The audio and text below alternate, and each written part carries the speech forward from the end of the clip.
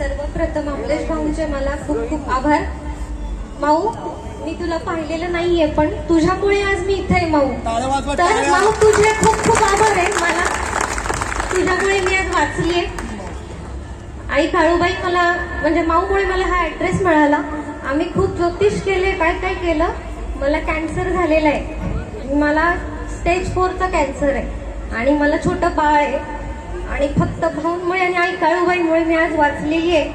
मला भाऊनी एकदाच सांगितलं, प्रणय दादा. हा प्रणय दादा, कुठे आहात तुम्ही? प्रणय दादा, आभार तुमचे.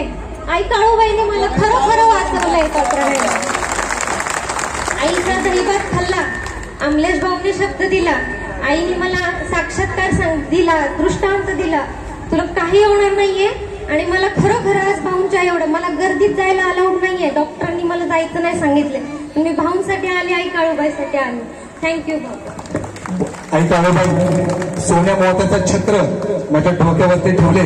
इथं बसलेल्या भाविक भक्तांना आई काळूबाई तुझं मंदिर सोड, आई जगदंबे तुझं रावळ सोड आणि इथे बसलेल्या भाविक भक्तांना आई आशीर्वाद देऊन जा.